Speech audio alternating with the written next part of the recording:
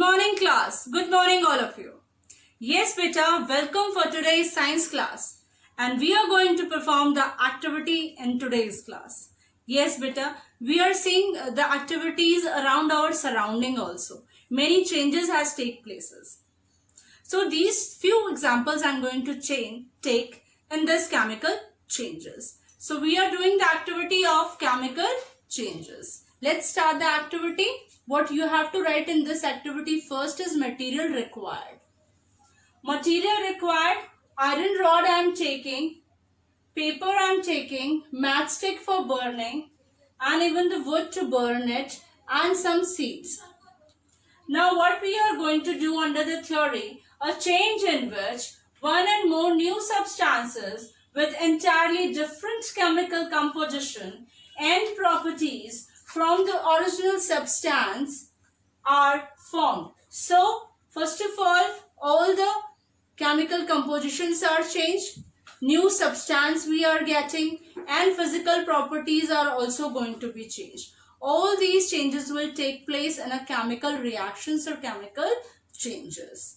Okay, after doing this activity, what we will going to conclude is sprouting of seeds, rusting of iron, burning of paper and wood are shows chemical changes. All these shows chemical changes. Now let's do this activity practically. Students, let's start now the activity of chemical change. For that, the things what we are required is paper, matchstick for this activity. What we have to do, I have to burn this paper .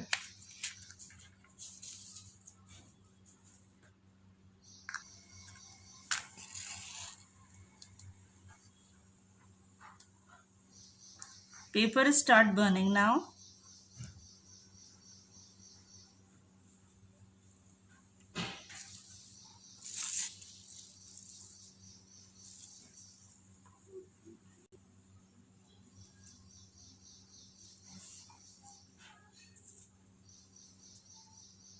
You can see the ashes of the paper. Through this activity, it was clear that these ashes is not going to be changed again into this paper. So it is irreversible reaction. These ashes is not going to be reversed back into a paper with any form. Now next is the wood. We can see also. Wood is also changed into ashes. You can see this ashes. And it is not going to be changed again into this wooden stick. Next activity of this chemical change, I have taken the monocot of any monocot you can take beta, such as I have taken grain of wheat. See, these are sprouted. They are going to be in a small plants. So once these grains are sprouted, you can see once these grains are sprouted, they are not going to be changed again into a grain that you can grind or eat. You can't change this again into a healthy grain. So this is also a irreversible reaction. You have done the sprouted of seeds also, and you can observe that they are not going to be change again into a new form of seeds, new form of grains that can be utilized. So it is a irreversible change.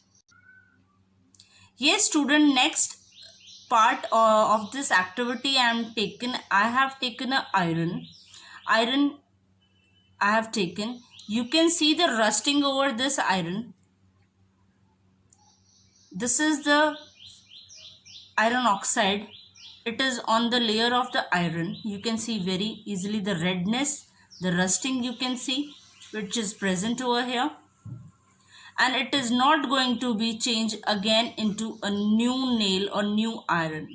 That means once it is rusted, it is not going to be changed again into a fresh iron. Yes beta, now these are the activities we have done today. that ashes is not going to be changed into paper again. Wood ashes are not going to be changed under wood sticks, and the rusting is, I have shown you, and it is not going to be changed again into a new iron nail. And I have shown you the sprouting of the grains. You can see they are not going to be changed again into a new seeds or new grains. Okay, so these are the activities, these are reversible changes that come under chemical change. I think it is very much clear with these activity, the concept of chemical changes. So take care, beta. Thank you. Have a nice day.